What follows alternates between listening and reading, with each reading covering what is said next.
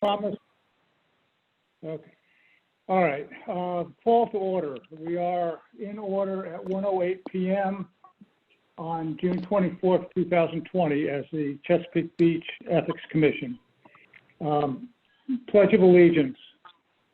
I pledge allegiance to the flag of the United States of America and to the republic for which it stands, one nation, under God, indivisible, with liberty and justice for all.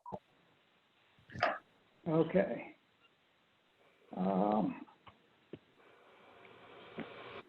Has everyone looked at the minutes of the June 3rd meeting? Yes. Yes. Okay. Is any discussion or objection? No. Hearing none, they're approved. Has everyone read the minutes of the June 3rd closed session? Yes. Does anyone have any objections or corrections? None. No. Hearing none, they're approved. The next item is complete review of disclosures, and why don't we start with the matter of Dr. Bodine's disclosures. And if I can start it out, by the way, Dr. Bodine, are you here? Yes, Dr. Bodine is here. Okay, Bodine. Okay. The disclosure on Form F indicates that you, in fact, solicited donations to a charitable group, End Hunger in Calvert County. I'm going to propose the following resolution. I'll state the resolution, and then we can have discussion of whether it's the right approach or not. The resolution would say, upon review of Dr. Bodine's disclosure and all the relevant facts, the Commission decides, 1, that the ordinance's ban on solicitation of gifts will be interpreted in the future as applying to gifts to charities as well as other entities. 2, absent this clarification, we find the provision to have been too ambiguous as to provide a basis for finding that Dr. Bodine violated it. That would be my suggestion for dealing with this.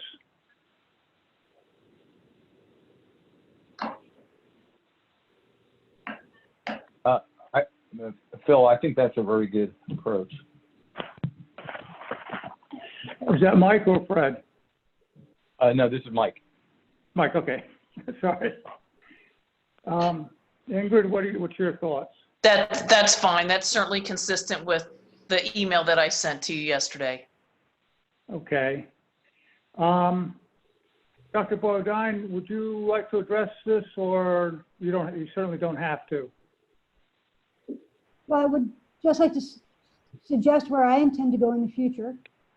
As the town of Chesapeake Beach dragon boat captain in support of End Hunger, and it is to avoid any appearance of future conflicts of interest.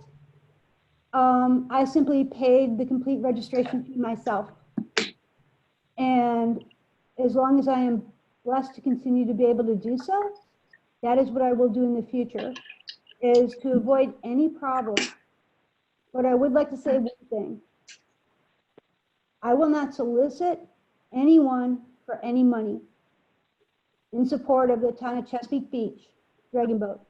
However, when an individual goes online to the End Hunger dragon boat site, what they see is they see fundraising for the town of Chesapeake Beach.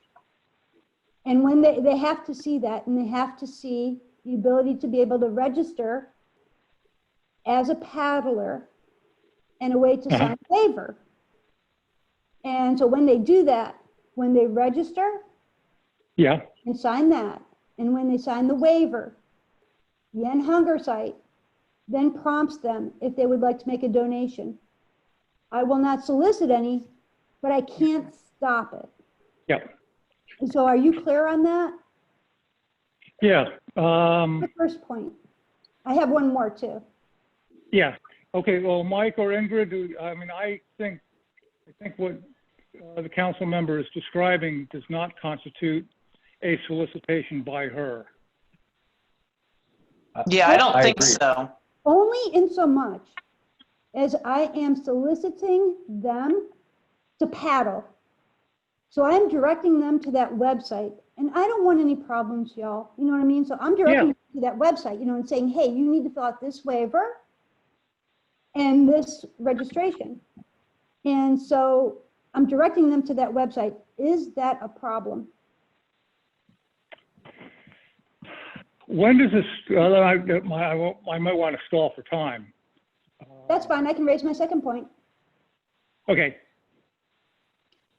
Or actually, I have three. So my second point is a conflict that I feel. And that is this. As a member of the town of Chesapeake Beach, town council and its vice president, when we do the budget process, there's a series of donations or monies that are in the budget. Specifically, there was, in this past budget, there was $2,000 that the town intended to go to end hunger. I did not request that, and during the meeting, I did not support that.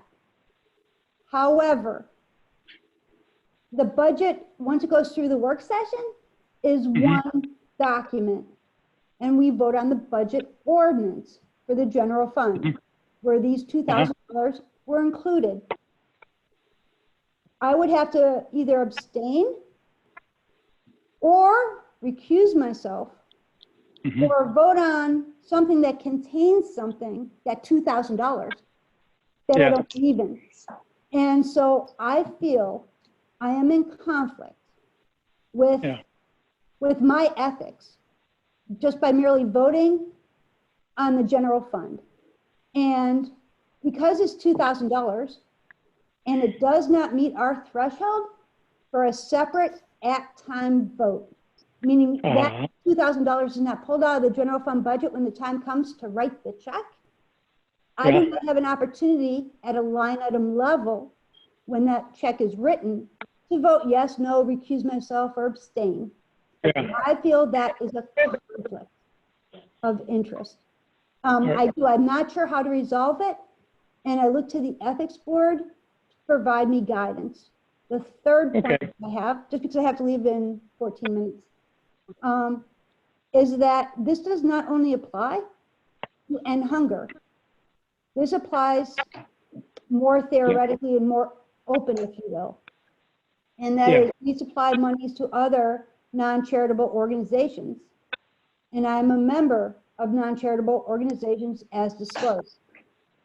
And so anytime that these items appear in the budget and in the budget ordinance, I'm voting on something. Let me give you an example. We give money to, let's say, Beach Elementary or Beach Bucks. Yes. One time my daughter went to Beach Elementary. At another time she was a Beach Bucks cheerleader. And so, look, guys, I just don't want to have any conflicts. I don't want to do anything unethical. Here's my goal. I will do whatever you tell me to. And that's my 3 points, and thank you. All right. When is the next Dragon Boat race? The next Dragon Boat race was postponed. It's going to be either in August or September, and it's already been paid for by me. And I've informed the town council during a town council meeting that they did not have to expend the $2,000 because I've already paid it. Whoa. Out of my own personal funds, which was my choice. And I'm proud to do it. Okay, so on the rest of this,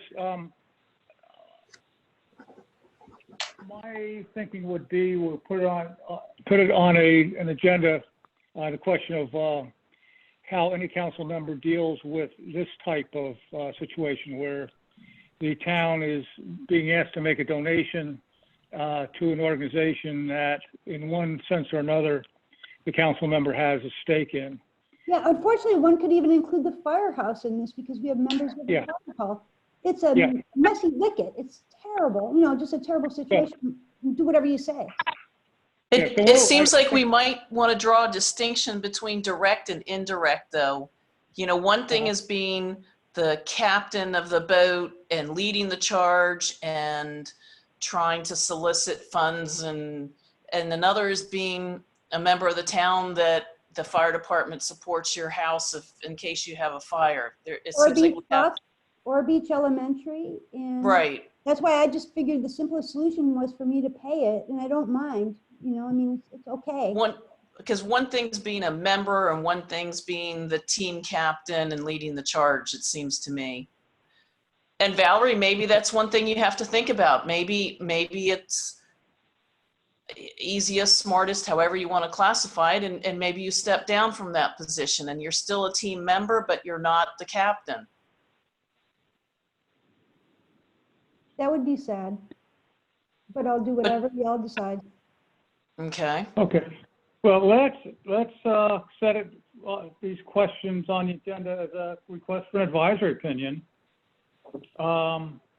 And make sure that all the other members of the council are aware of it, because I bet there are others who are, maybe not as sensitive as Councilwoman Bodine, and who may be,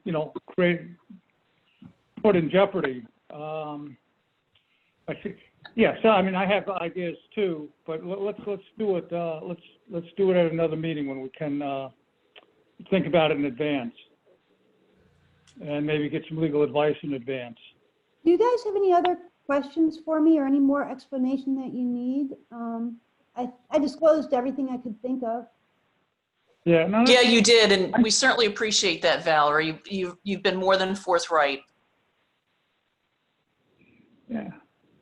And we appreciate that all you've done, what you are doing for End Hunger. I mean, that's the tragedy. But when we first got started, we became aware that any ethics ordinance almost inevitably is going to interfere with perfectly innocent activities, because it's written in broad language. All right. Well, unless there's any other discussion, I'll call for a vote on the motion. I'll just say one more thing because I do need to go. I thank you for all of your efforts in volunteering for the ethics committee.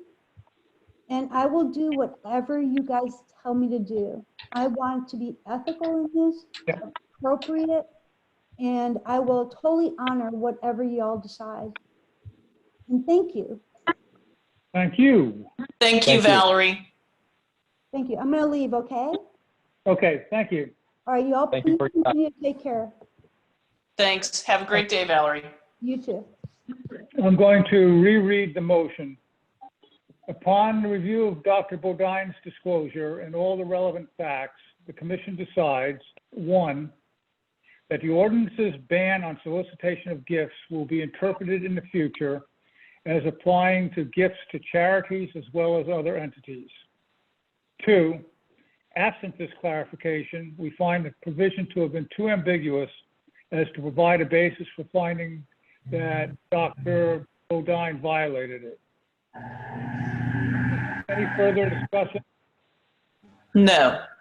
No. Hearing none. Those in favor indicate by saying aye. Aye. Those opposed, no, the ayes have it. All right, that's that. All right, next, let's take Paul Woodburn. He only submitted the gifts disclosure. My understanding is that he resigned effective sometime, I guess, in February of this year, long before the revised ordinance became effective. And my reading is that he was required to obey the ordinance that was in effect in February 2020, which he did. Anyone see it differently? I agree with that, Phil. Ingrid? Yes, that's fine. Okay, so, how'd we do it last night? We want to say for the record that the disclosure of Mr. Woodburn, is proper or complete. All in favor indicate by saying aye. Aye. Okay. And hold on one second. Let me get the last minutes in front of me.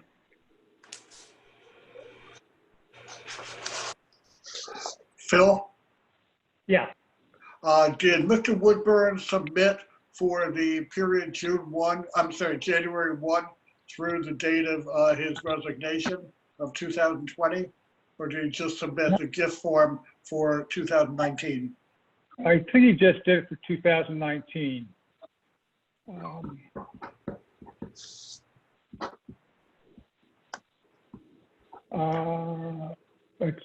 Yeah.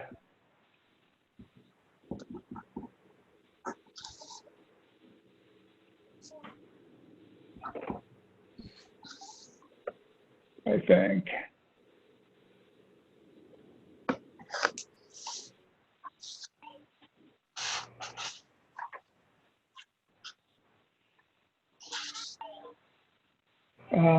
But you know, if it was, I gotta get the law in front of me here.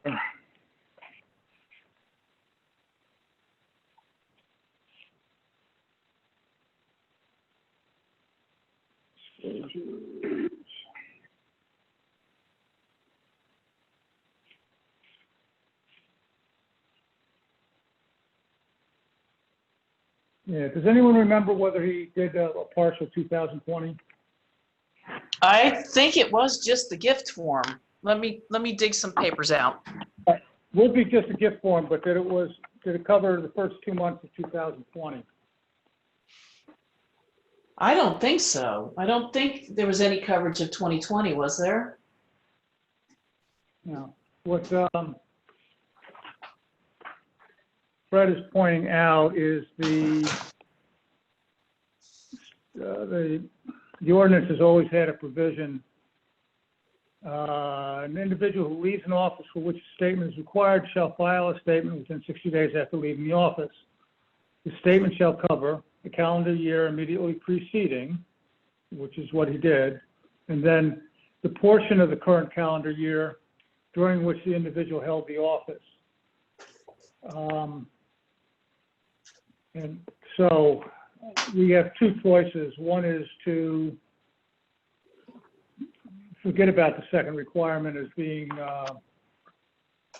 too trivial to worry about, or send him a note asking him to, complete the submission.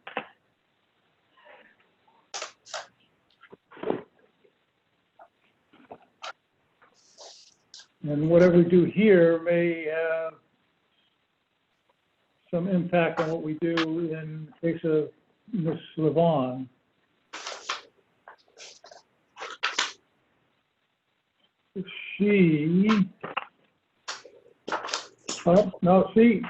Ms. Levon filed for the up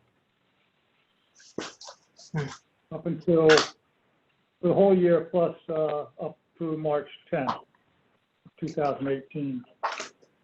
So, I mean, what we could do is say we'll send Woodburn an email asking him for the the 2020 this gift disclosure, and assume that he's going to give it. And if it turns out he doesn't, we'll deal with that failure, when it happens.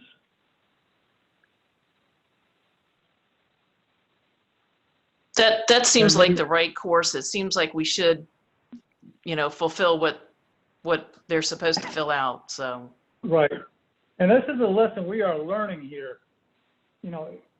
we've got to have, at a future date, we've got to get a system that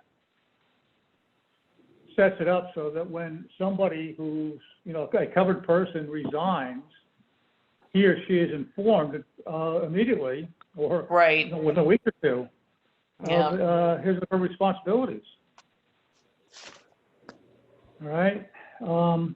Okay, so Woodburn is still on the side. All right, then the next one that we have to worry about is former town attorney Alyssa, how do you pronounce the last name, Levin? I think it's Levan. Yeah, all right, now, I am looking at her disclosure, and in fact, all right, so what we have is, I think sometime in February, she sent an email saying, I'm resigning as of the effective date of the new ordinance. If she was resigned before the ordinance became into effect, then it's the same thing as Woodburn. If she resigned effective, let's say a week or even a day, the day it became effective, I guess, then the situation is that she's covered by the new ordinance. I'm looking at her submission, and it says that this is a disclosure March 1st through March 10th.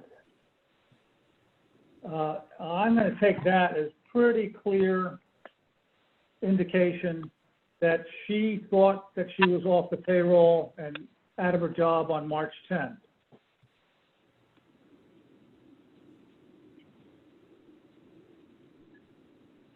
Does anyone disagree? No. I agree. All right, so let us, those in favor of finding that Ms. Levin is in compliance indicate by saying aye.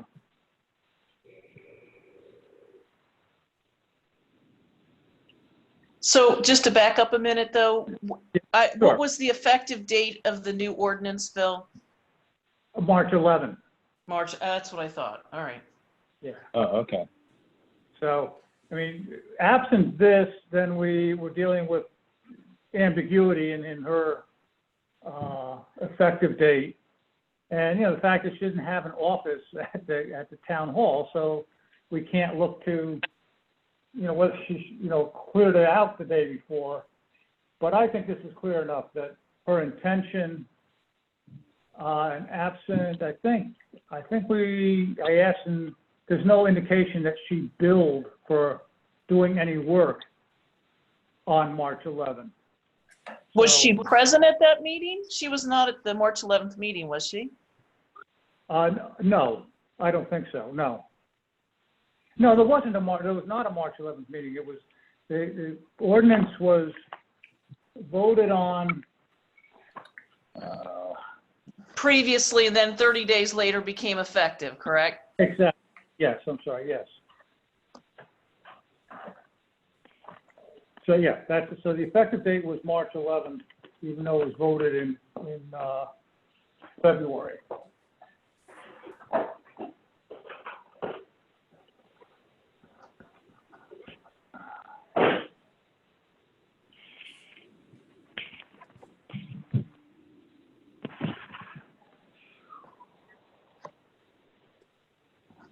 Anyone else think of anything we need to consider on this?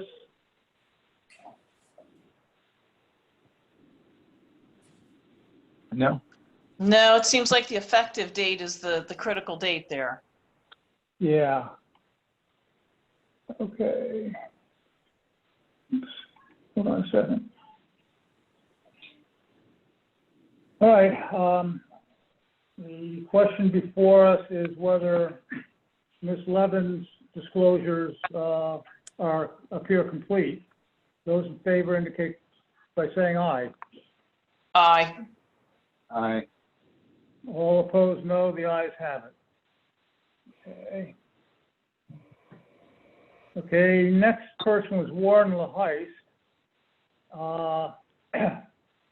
he recently, in fact, hand-delivered to me disclosures for 2019 and up to the date of his, excuse me, his resignation sometime in April.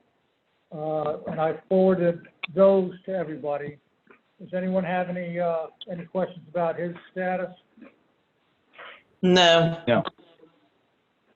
Okay. Those in favor of finding that Mr. LaHeist is in compliance indicate by saying aye. Aye. Aye. All right. There were two, well, all right, let's take Lawrence Fink first. What about Stuart Cumbo, Phil? I'm going to come back. I'm putting him towards the end, Okay, fine. trying to get the easy ones. I think I drafted an email, one to Mr. Fink and one to Mr. Morris, but never, I don't think I sent, well, I know I didn't send them. Does anyone remember my having done that? Drafted? I remember you drafting something, I thought, for Mr. Morris, but I don't remember. Okay. Just let it fall. Here's, as far as Fink's concerned, I don't think that, the point is he disclosed two pieces of real estate on the same piece of paper. Is there anything in the disclosure requirements that says we ask people to put It wasn't a big deal. It was just a little confusing and not clear. That I think we just needed a little bit of clarity about what was going on. So it wasn't, to me, it didn't seem like an issue. Yeah. But it just needed some clarification. I don't, well, all right, I'm looking at it.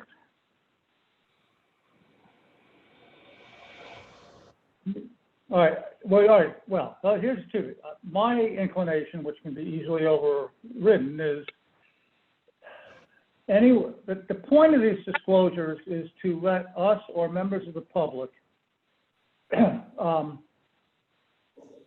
check out any suspicions that in this case, the elected official was guilty of some kind of conflict of interest because he or she voted on a town matter that would affect the value of his or her real estate, all right? Right. The law requires us for elected officials to demand information about real estate anywhere in the world. I think that's, well, I don't know, that may be rational dealing with the state of Maryland legislature. It sure doesn't have anything to do with, doesn't apply realistically to our town or town council. So as far as I'm concerned, Mr. Fink has disclosed a home address in Chesapeake Beach, or a piece of property in Chesapeake Beach. And that's it. That's, if we go through and find that he voted on something to increase the value of real estate on Addison Bridge Place, we've got the admission, the disclosure that's where he lives. I don't think we need any information about his property on 12th Street Northwest in D.C.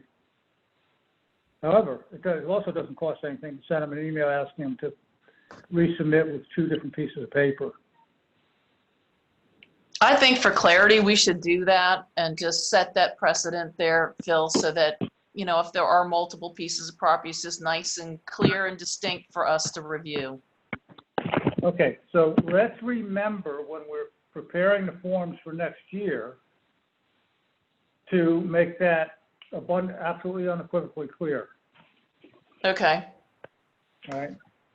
It's not that ambiguous. What we say here is, if so, complete this form for each property owned or rented. I think we can add a word or two there to make clear that it means a separate part of, separate version of this form.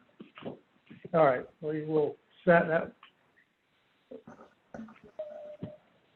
That is, unless Mike has objection, I'm accepting this as a decision that I, on behalf of the commission, will ask Mr. Fink to supplement his form for this purpose.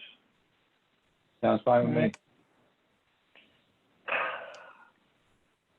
Next one is Councilman Greg Morris. I think the situation is nobody doubts the accuracy of his current disclosure.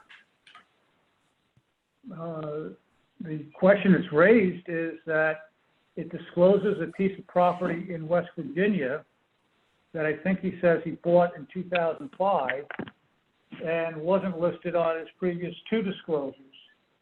Now again, if this were property within Chesapeake Beach, we might want to rationally consider going back and seeing if, why he didn't disclose it, or,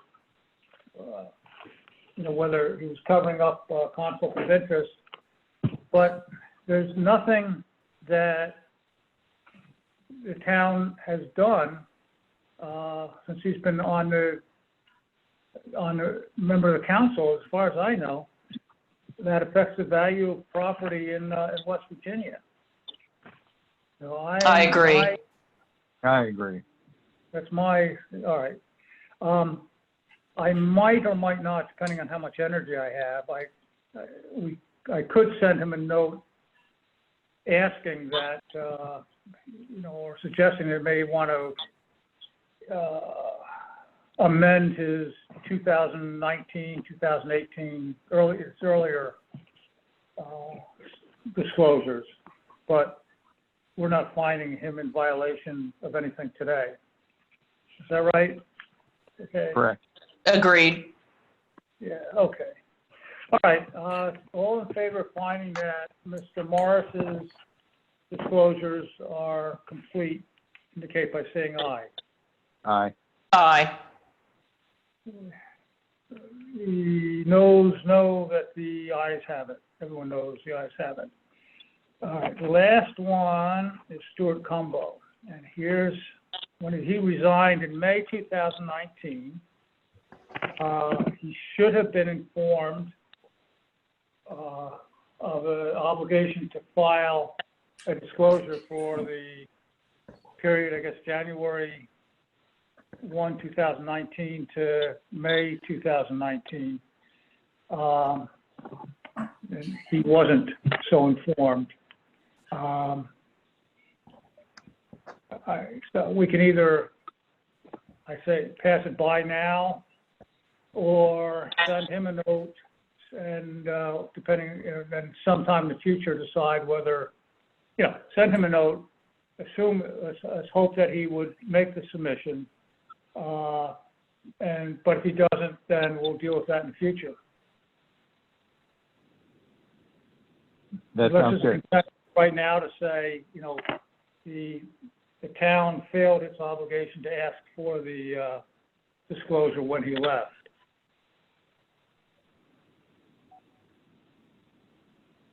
Mike, what were you saying? Oh, no, I think that's a good approach. I'm not clear. What are we doing, Phil? I will draft and send out to you guys. It would help if I do send drafts out, just a one word, okay, or no, will remind me that I have to follow up on stuff. But it would say, we've noted that, you left in May 2019. You were a member of the council that voted to adopt the requirement that in that sort of situation, you'd have to do a part-year disclosure, and you didn't do it. And we'd appreciate it if within the next 60 days you would do the disclosure. Okay. Phil, you're going to provide him with a copy of the disclosure form he needs to fill out? Yeah, that's a good idea. So it would have to be the previous years. Well, He'd it have- would, have to did he already file for 2018? Yes, What he'd have to do is file for the first umpteenth number of months of 2019 from January Yeah. 1 until he resigned. right. And it would be the old form, so I have to dig that out.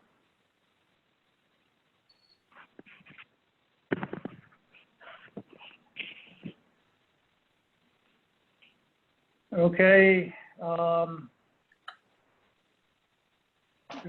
We'll say that the proposal that we sent him this message is adopted without dissent.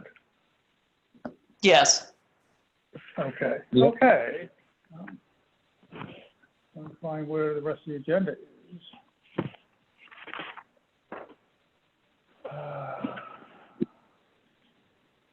No, I think that's it. The C and D were a complete review of disclosures, discuss any apparent or possible violations of the ethics ordinance, and then schedule the next regular meeting.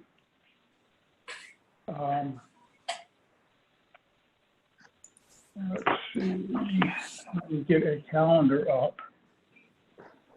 So we do, at some point, actually, I bet each of us is going to, no, I'll take it back. At some point, I'm going to be sorry that we haven't updated our rules of procedure. So I'd like to, at the next meeting when we don't have bunches of problems, to go over the draft that I submitted, I guess. But anything else where either it ought to be changed to reflect the new law, or it ought to be changed because we figured out that the language we adopted before we got into business just isn't perfect.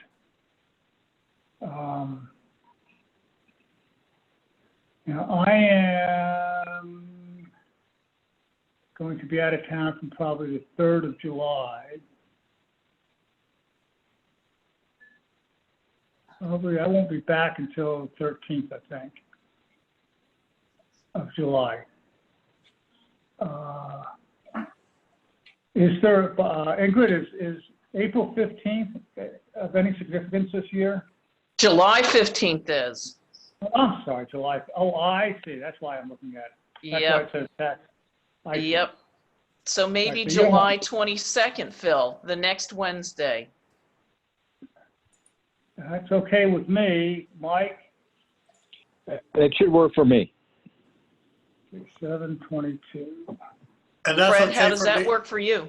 No, that worked for me. I'm putting it on my calendar right now. No, I could do that. I'm sitting in front of my, Sharon, how's that work for you? That's fine. 1 o'clock? 1 o'clock.